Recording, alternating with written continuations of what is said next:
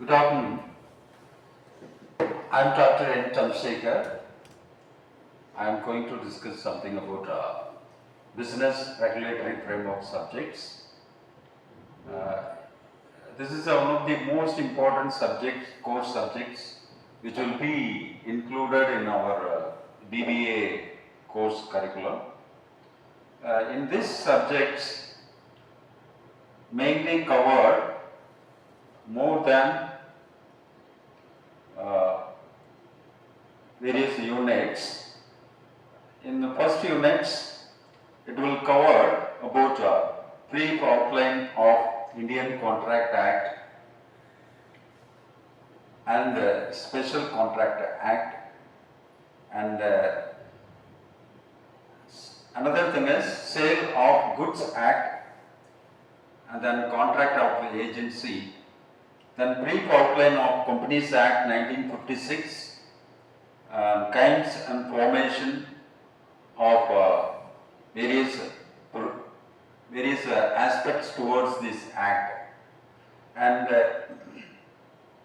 prospectus, appointment of directors and duties of directors and meeting, duties of meeting and resolution and winding up.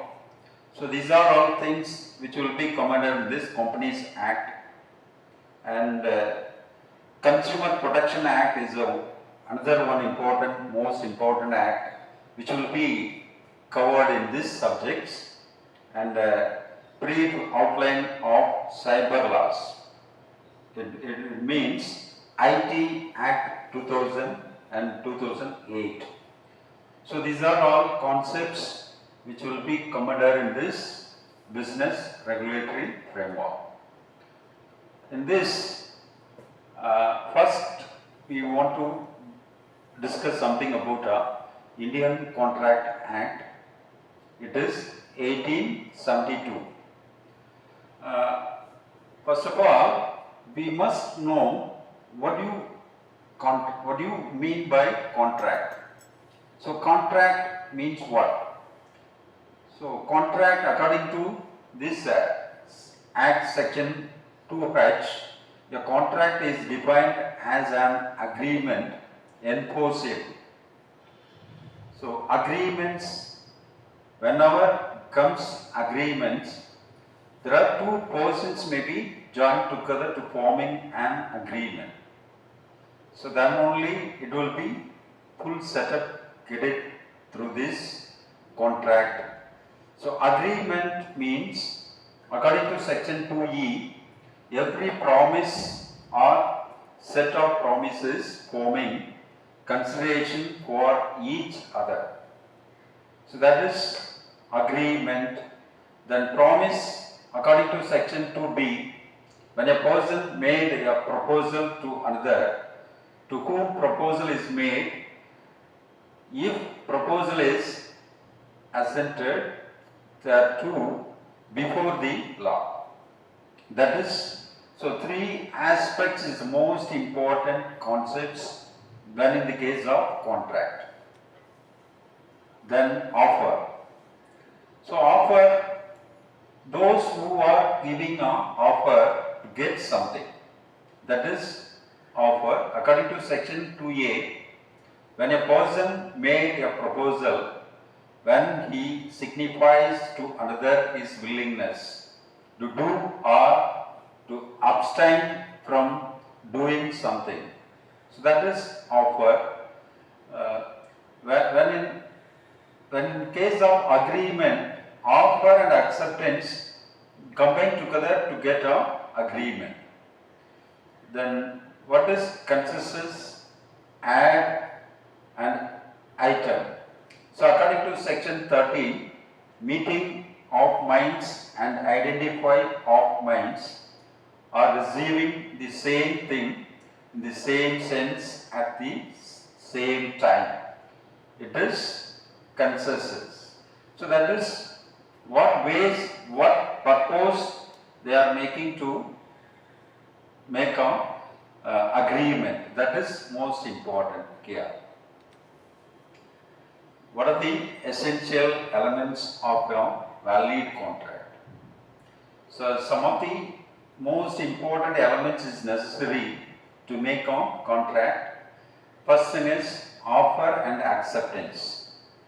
Offer, those who are provide some offer to the particular persons. That is offer. Then acceptance, those who are getting to accept some offer. So that is acceptance. So these two things is the most important valid elements. And the second thing is intention to create legal relationship. Every agreement and offer and acceptance may get it into as per the law. What the law will be enforced in this aspects. So that is most important. That's why it should be create legal relationship. Legal relationship. The contract must be create a legal relationship. That will also another one essential elements. Then consensus add item. So what purpose we are making to a contract. That is another one important elements. Then consideration. Consideration, what aspects or what things we are going to offer, what things we are going to accept it. So that is another one. Then capacity to contract. How much, what things we are going to make it into contract. That was capacity to contract. That is one. Another thing is pre-consent. Pre-consent, how it will be consented in a particular contract, and legality of objects. So some legal objects only we are going to make into contract. So that is legality of objects. Then possibility of performance. What performance we have made it into contract. And ninth one is writing and registration. So writing and registration is the most important. Everything should be in a written format. The contractor and contractee should put in a sign. After that only that contract will be valid. And types of contract. What are the different types of contract are available? That is valid contracts, absolute contract, contingent contract, express contract, implied or quasi contract. So these are all four types of contract mainly available in a contract. Valid contract means if all the conditions are fulfilled, it is called a valid contract.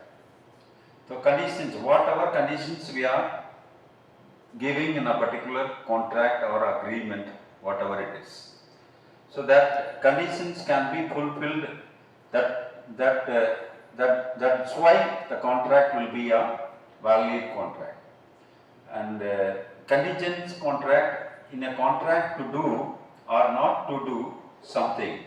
If an event is collateral, thus or doesn't happen. So that is contingent contract.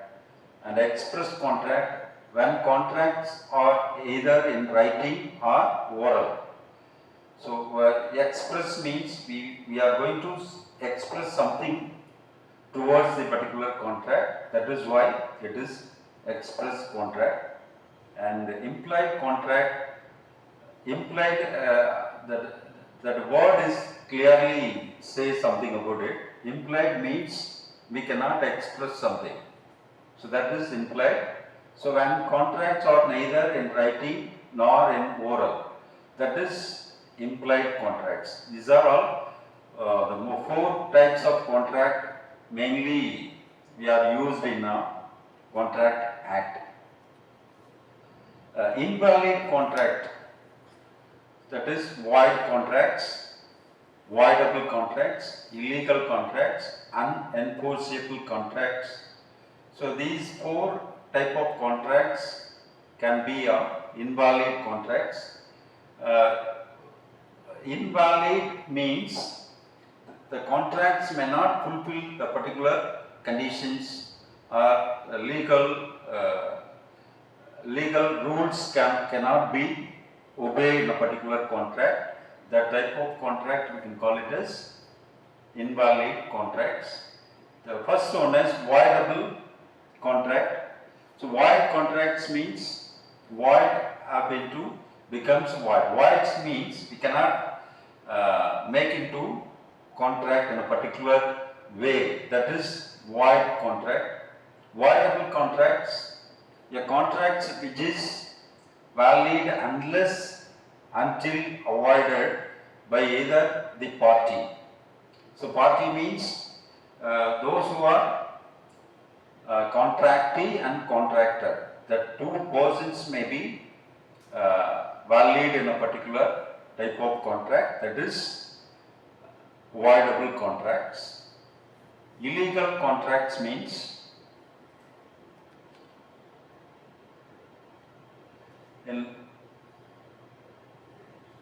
invalid contracts, the contracts if any conditions is not fulfilled, that is one. In this void contract, it's agreements which is not valid from the beginning, that is void contract and becomes void an agreement which is valid in the beginning but due to some supervening impossibility, the contract becomes void. So these are all invalid contracts, mainly we are practiced in our contract. Illegal contracts, if an agreement forbidden by law, that is illegal contract. Some of the persons may not be covered, some things will be illegally. So that type of contracts we can call it as illegal contract. The unenforceable contract, it is valid but due to some technical defects, the contract becomes void. In case defects are removed, the contract is enforceable. Lack of registration, lack of signature, everything can be the possibility to void the contract. So that is unenforceable. We cannot specify it as per our law. So that is different types of illegal contract. Then other types of contract, executed contract, executory contract, and unilateral contract, bilateral contract. Executed contract, in a contract where both parties have performed their obligation, there is remaining nothing to perform. So that is, the both parties have performed their obligation. That type of contract we can call it as executed contract. Executory contract means in a contract where both parties are yet to perform their obligation. They are going to perform, but the obligations may not fulfill. That type of contract we can call it as executory contract.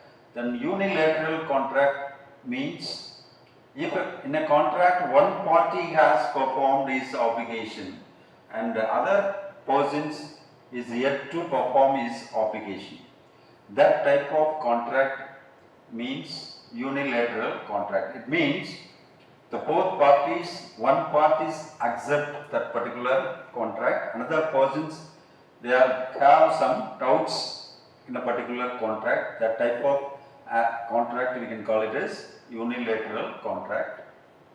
Bilateral contract, in a contract where both parties have performed their obligation, that is bilateral or executory or the same and interchangeable contract. So these are all various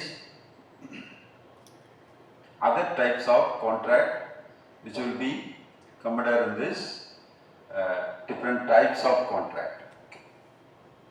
And then another thing is offer. According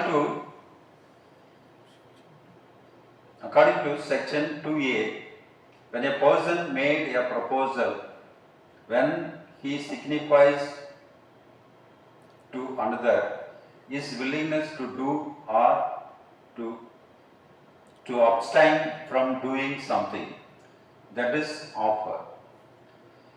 So one person's made a proposal, that is they may give something to another, that is offer. What are the different types of offer are available?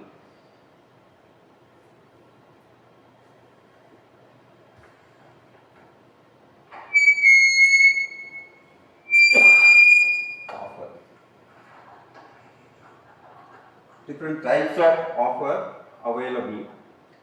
It is express offer and implied offer, and specific offer, general offer, cross offer and counter offer, and a standing offer. So these are all different types of offer are available. What is express offer? When an offer is given to another person either in writing or in oral. So that is express offer. Express means we are going to say something towards the other person. That is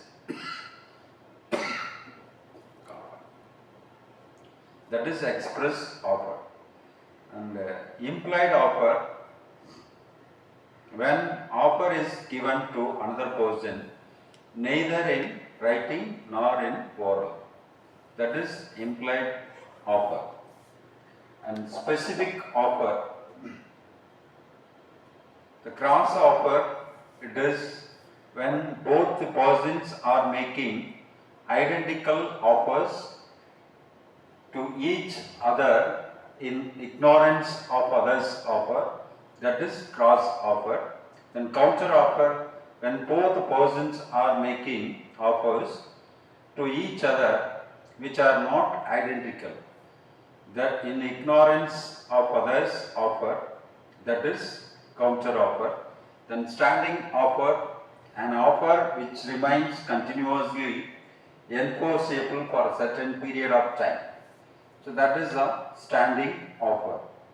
So these are all different types of offer, mostly available in Indian Contract Acts. And what are the legal rules for offer? The legal rules is the most important aspects when in the case of contract, because everything should be specified in legal. So that is why both parties may not affect when in the case of contract. First thing is, the offer must be given with an intention to create a legal relationship. So both the persons may get a very fortunate relationship can be created, both parties. And second thing is, offer must be definite. We must clearly specify which is our offer in a particular contract. And third one is, there is a clear-cut difference between offer, invitation to offer, and invitation to sale. Everything clearly differentiate between offer and the invitation to offer. And offer must be communicated. You can able to express to expressly, orally we are say something about it, because the both parties have some disparities. The disparities can be relieved with the help of communications, the communicator. And mere statement of price is not an offer. So that is different legal rules can be used in an offer. And then acceptance. Acceptance means according to section 2B, when a person's made a proposal to another to whom proposal is made, if proposal is assented thereto, it is called acceptance. One person's made a proposal to another to whom proposal is made, the proposal is accepted. So that is call it as acceptance. What is the legal rules for this acceptance? The acceptance must be given as per the mode prescribed by the offerer. So here offerer and offeree, two persons are available. Offerer means the person, those who are giving an offer, that is offerer. Offeree means those who are getting a particular offer, accept that particular offer, that persons we can call it as offeree. The acceptance must be given before the lapse of time or within reasonable time. The acceptance must be unconditional. We cannot determine, that is why it is unconditional.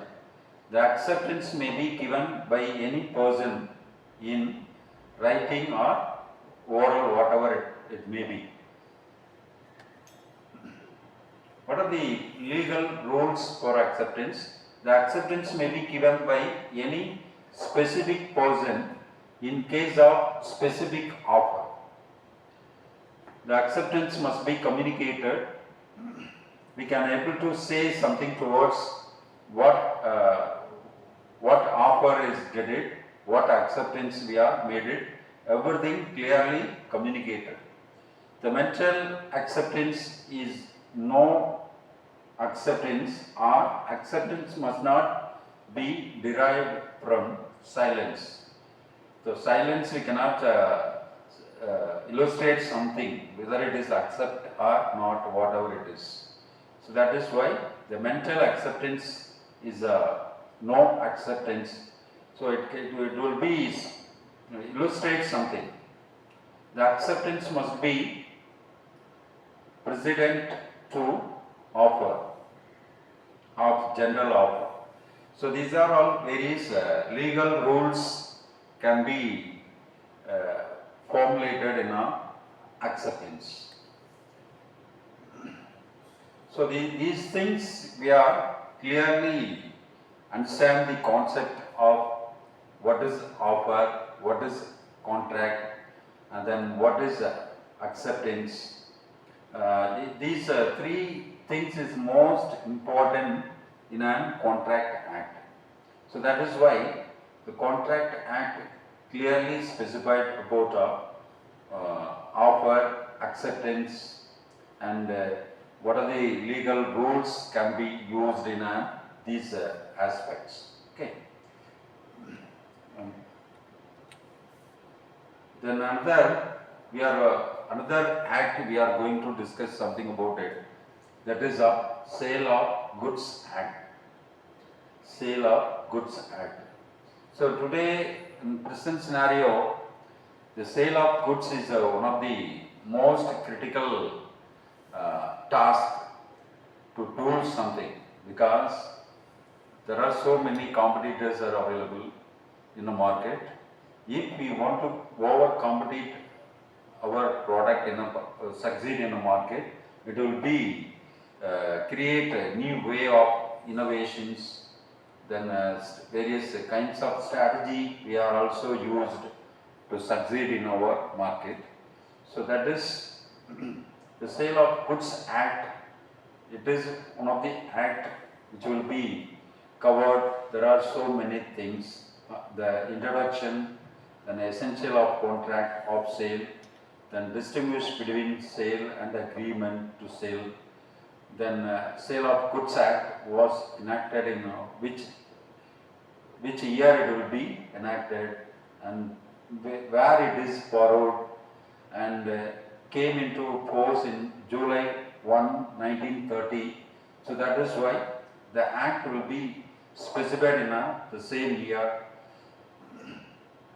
The prior to the act, The law of sale of goods was contained in the chapter 7th of the Indian Contract Act in 1872. It extends to whole India. Then formation of contract of sale. The contract of sale, the definition, the Sale of Goods Act, contract of sale, 1930 defines that contract of sale of goods in a following manner. The contract of sale of goods is a contract where the seller transfers or agrees to transfer the property in goods to the buyer for a price. So that is the contract. How can we transfer their goods or properties to make into sale? So that is one of the most important part in a sale. Whenever we are going to discuss something about a price, one simple formula we can keep in our mind, that is the product price is equal to the manufacturing cost plus the percentage of profit. So the price is one of the most important part through which only we are going to get a profit or loss, whatever it is. That will be decided upon the product price. What are the essentials of a contract of sales? So, contract of sales, what essentials is most necessary in a contract of sales? The first thing is there must be at least two parties. One person may be get it in a goods, another person may be a sale of goods. So that's why two parties at least necessary for a contract. The transfer or agreement to transfer the ownership of goods, that is second essential. Then third one is the subject matter of contract must necessarily be goods. The sale of immovable property is not covered under this act. Then the consideration of price is also the most important part in this sale of contract. And the contract of sale may be in writing or by words implied from the act of the parties. All other essential of a valid contract must be present. So these are all various essentials it is necessary to make into sale contract of sales. And Sale of Goods Act,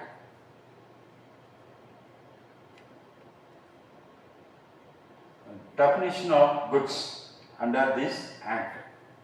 What do you understand the concept of goods? The goods mean every kind of movable property and includes stock and shares, growing crops and crops and things attached to or forming part of the land, which are agreed to be served before sale or under the contract of sale. So what things we are going to be using, what goods we are going to be using in a particular sale. So that is whatever it may be, every goods we are treated as a goods. It means movable property. Okay. The actionable claims and money are not included in the definition of goods. Thus, goods include every kind of movable property other than actionable claim or money. It means the goodwill, copyright, trademarks, then patents, water, gas, electricity, steel, interest of partners, everything which will be covered in this goods. So goods which will be covered under the overall things, what things we are going to using to make into sale. That is goods.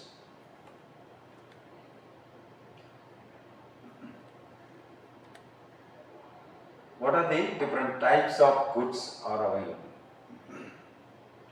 Here there are three kinds of goods we are mostly covered in this types of goods. One is existing goods, second thing is future goods, third one is contingent goods. So existing goods means the goods which are physically in existence and which are in seller's ownership or possession at the time of entering the contract of sale are called existing goods. So which goods we are existing at the time of making into contract? So that is our existing goods. It means the owner may have a possession in a particular goods. That type of goods we can call it as existing goods. Then future goods, the goods to be manufactured or produced or acquired by the seller after the making of contract of sale are called future goods. So these goods may be either not yet in existence or be in existence. These goods may be either existence or not existence. So that is future goods. We can the name it is clearly specified, future goods. Future goods mean the goods it will come in future nearly. So that is future goods. Contingent goods, though a type of future goods, these are the goods, the acquisition of which by the seller depends upon a contingency which may or may not happen. So that is a contingent good. It means he agrees to sell to be a specific rare painting provided he is able to purchase it from its present owner. So this is a contract for a sale of contingent goods. So these are all three types of goods mainly covered in this contract of sale of goods. What are the terms? Contract of sales of goods is a generic term and it includes there are so many terms which will be used in a contract of sale of goods. It means the seller transfer the ownership rights to the buyer immediately. On making the contract, it is the contract of sale. But where the ownership rights are to pass on some future date upon the fulfillment of certain conditions.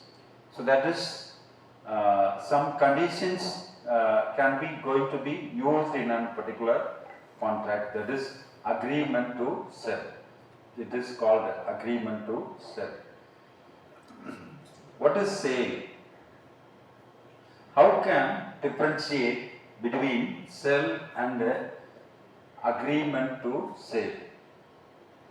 So sale means it is a contract where ownership in the goods is transferred by the seller to buyer immediately. At the conclusion of contract, strictly speaking, the sale takes place when there is a transfer of property of goods from seller to buyer. So that is the transfer of property is the most important part in this concepts. But a sale is an executed contract. It must be noted here that the payment of price is immaterial to the transfer of property in goods. Example, a sell his motorcycle to B for rupees 10,000. It is sale the ownership of motorcycle has been transferred from A to B. Then agreement to sale, it is a contract of sale where transfer of property in goods is to take place at a future date or subject to some conditions thereafter to be fulfilled. That is the agreement to sale. In this aspect, example is agreed to buy from B a certain quantity of nitrate of soda. So the ship carrying the soda was yet to arrive. So this is an agreement to sale. In this case, the ownership of nitrate of soda is to be transferred to A on arrival of the ship containing the specified goods. So that is agreement to sale.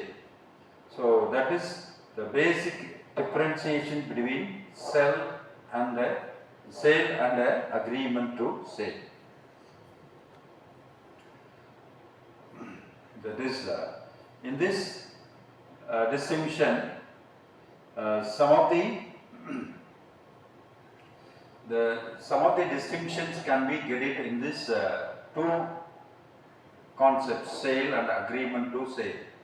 First distinction, the ownership passes to buyer. Seller, the ownership passes to buyer. The ownership can be passed from seller to buyer. But here, agreement to sell, the ownership remains with the seller. So that is the basic difference. And second thing is, it is an executed contract.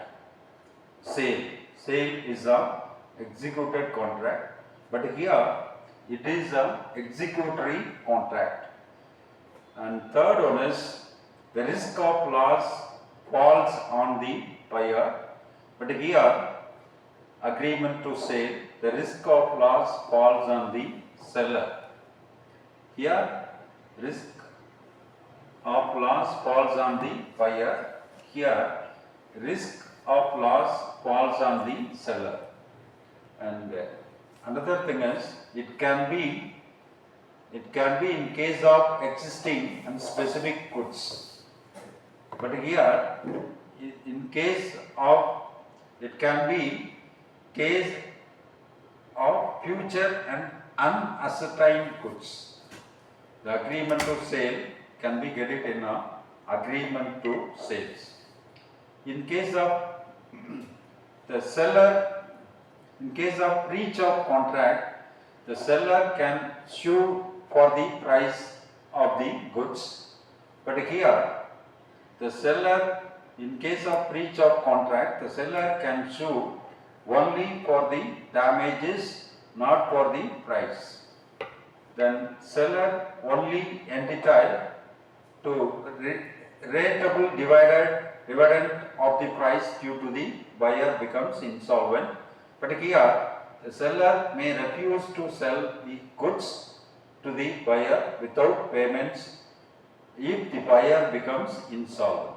So these are all the basic difference can be get it through between sale and agreement to sale.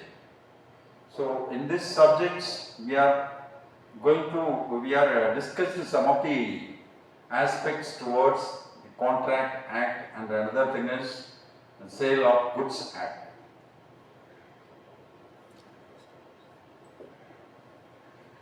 Then which documents are considered as documents to be titled goods? There are the bill of lading and top warrant, warehouse keepers certificates, and wharf fingers certificates, and railway receipts, then warrant and or order for the delivery of goods. These are all documents is mainly used in goods. What are the conditions and warranties?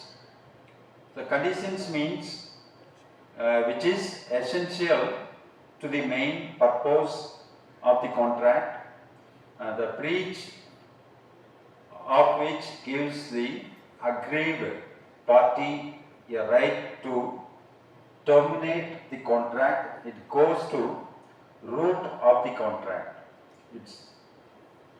Then the next aspects, that is Information Technology Act.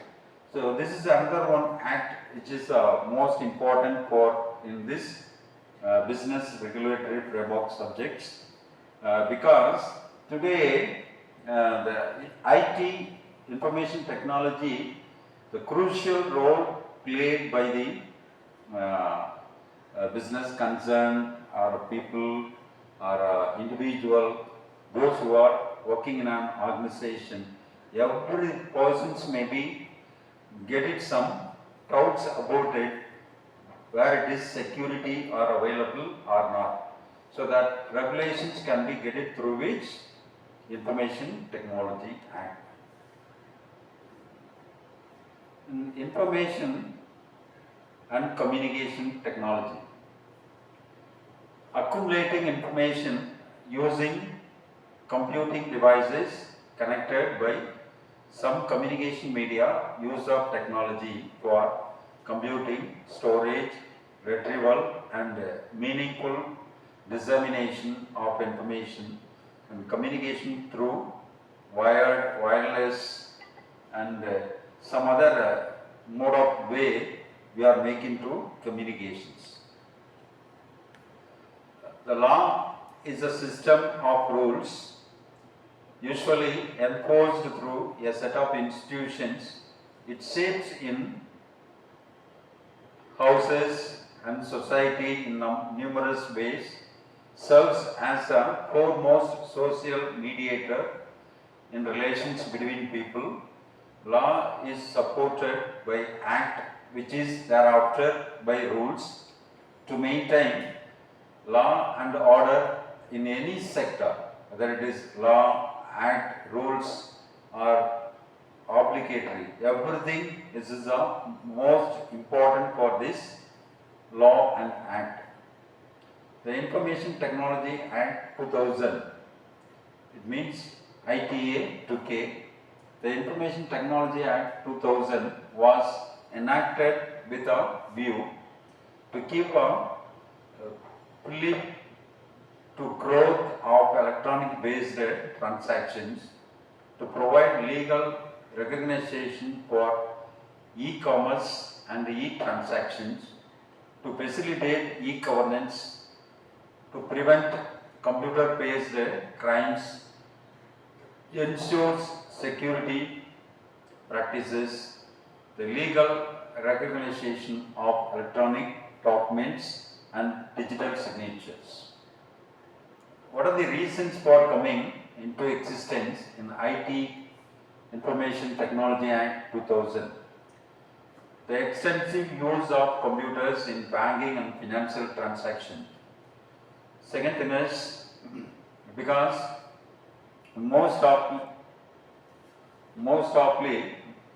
the banking sectors and financial sectors, they are fully automated. So for these reasons, we are going to use extensive computer usage, the wide use of social media platforms, all companies keeping their record in digital form, electronically filling of forms for any applications, because today every applications can be get it through which electronically usage format. Then exponential use of plastic digital money for shopping, then communications through emails and SMS, and purchasing of products through e-commerce platforms, and frequent use of digital signatures and another things, and pornography and viewing and creating noxious contents. Everything can be shot out in this act. The following have started full shaving and become common: the use of computers for payments, the online banking frauds and credit card frauds, source code theft, virus attack, and phishing and email hijacking. Everything can be do it in online platforms. The cyber sabotage and pornography bring malicious web, denial of service, and the information hacking, online share trade, frauds, the tax evasions, everything which will be covered under this information technology acts. What are the reasons for coming into existence IT Acts? These force into enactment IT Act, Information Technology Act 2000 to protect. The IT Act 2000, it is the law for governing computers and the internet.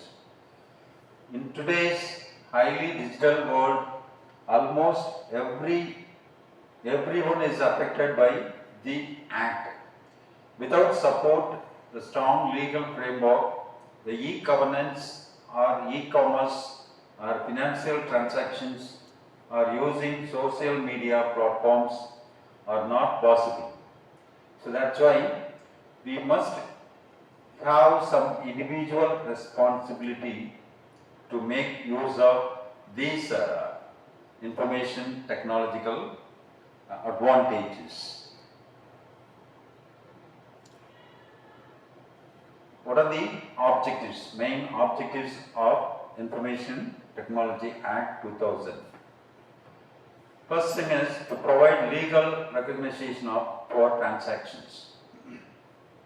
To carry it out by means electronic data interchange, that is EDI. Other means of electronic communications, commonly referred to as electronic commerce. So today's electronic commerce is the most important role in commercial oriented activities. So that's why it is one of the most important objectives. Then second thing is to facilitate electronic filing of documents with government agencies and e-payments. The Act also provides for some constitution of the Cyber Regulations Advisory Committee, which shall advise the government as regards any rules or for any other purpose connected with the said Act. The main aim to amend the Indian Penal Code, the Indian Evidence Act 1872, the Bankers Books Evidence Act 1891, the Reserve Bank of India Act 1934. It is also helpful to promote business with the help of internet. It is to provide for legal framework so that the legal sanctity is accorded to all electronic records and other activities carried out by electronic means. It also set up rules and regulations which apply on any electronic business transactions. The safeguarding interest of internet users aim to provide legal sanctity of electronic records and other activities carried out by the electronic means. So these are all main objectives which will be used in a Information Technology Act objectives. What are the advantages we are getting in this act? First thing is, it helps to promote e-commerce, because the electronic commerce one of the most important aspects, so that's why it will be helpful to promote e-commerce. It enhances the corporate business through ICT. ICT tools may also used to do something. High penalty for cybercrime. The penalty will be high as compared to other crime aspects. The cybercrime is one of the most important penalty for this. And filing online forms. We are going to use so many forms.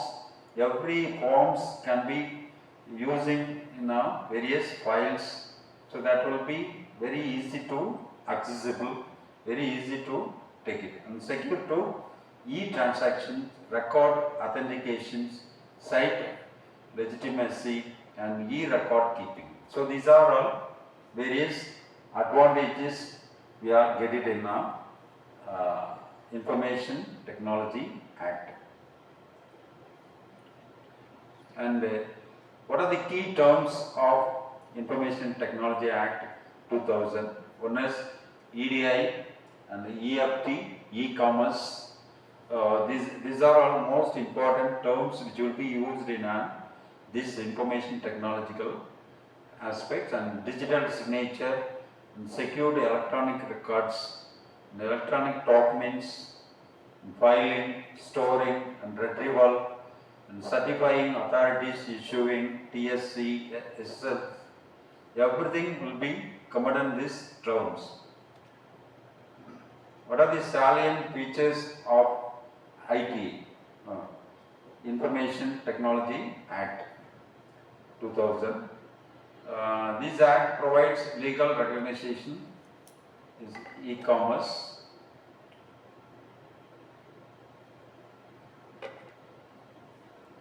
What are the important sections which will be covered in this IT Act 2000?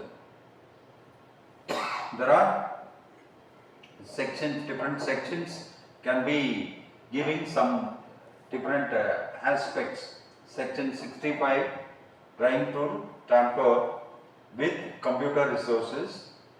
Section 66, trying to hack into data stored in a computer. Section 66B, provision of penalties for misappropriation of information stolen from computer or any other electronic gadget. Section 66C, provision of penalties for stealing someone's identity. Section 66D, provision of penalties for access to personal data of someone with the help of computer by concealing their identity. Section 66E, the provision of penalties for breach of privacy. Section 66F, provision of penalties for cyber terrorism. Section 67, provisions related to publication of offensive information. Section 67A, provision of penalties for publishing or circulating sex or pornographic information through electronic means. Section 67P, publication of or broadcast of such objectionable material from the electronic means in which children are shown in absence mode. And section 67C, provision of penalties for disputing or blocking information by mediators. Section 70, provision for making objectionable access to a secure computer. Section 71, delivering data or data incorrectly. So these are all various important sections which will be most. There are so many things which will be covered in this IT Information Technology Act 2000. Everything it is most important one. The conclusion of Indian Information Technology Act 2000, the fundamental approach of the Act is towards validating, legalizing electronic or online transactions. The online transactions can be regulated or legalized with a useful regulations. The legal framework against the offenders in the field of e-commerce, the payment and signatures, social platforms, etc.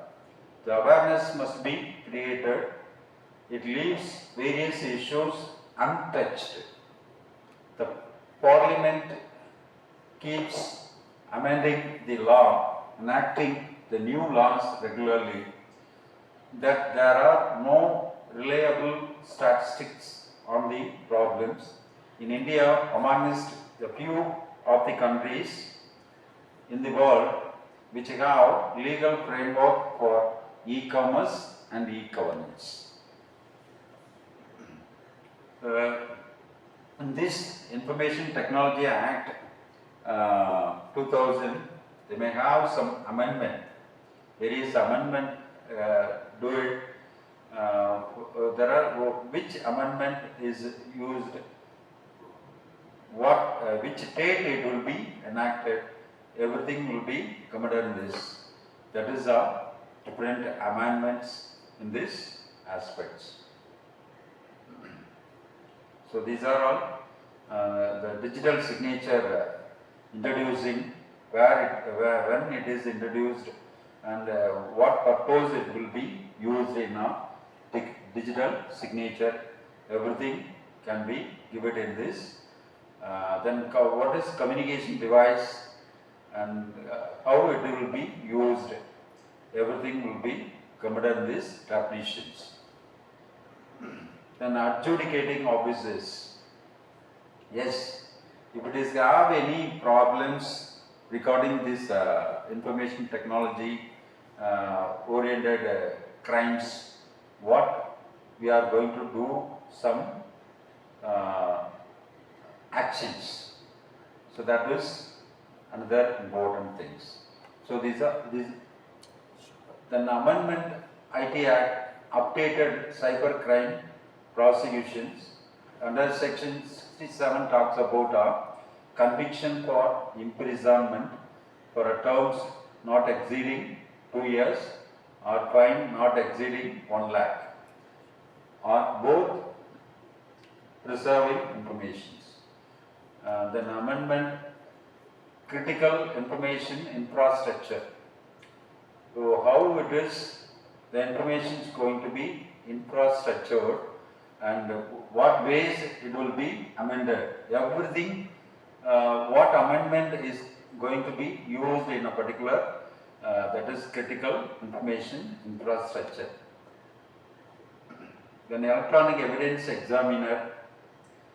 These amendments enacted in 2008 under section 79A is added that empowers the central government to appoint any department or agency of central or state government as examiner of electronic evidence. That what are the impact of Information Technology Act 2000? The main impact is the penalty and compensation for the damage of computer and system other related devices. Then email is now valid or legal form communication in our country, which can be duly produced and approved in a court of law. Electronic commerce using the legal infrastructure provided by the Act. The company's digital signature to carry out their transaction online. The Act also enables the companies to file any form of applications or any other documents electronically for interactions. The IT Act enables the companies legally to retain the set informations in the electronic form, which further can be usable at any place. The electronic information given and received has electronic timestamp. The secure access of computer or web resources, no identity theft, privacy, hacking, cyber frauds are allowed. And the impact, so no computer can have a virus over internet which can be infect another computers. The denial of services is not allowed. It elaborates offences, penalties and breaches. No options of socially unwanted or revealing any human physical image are not allowed. It is offence. Thank you.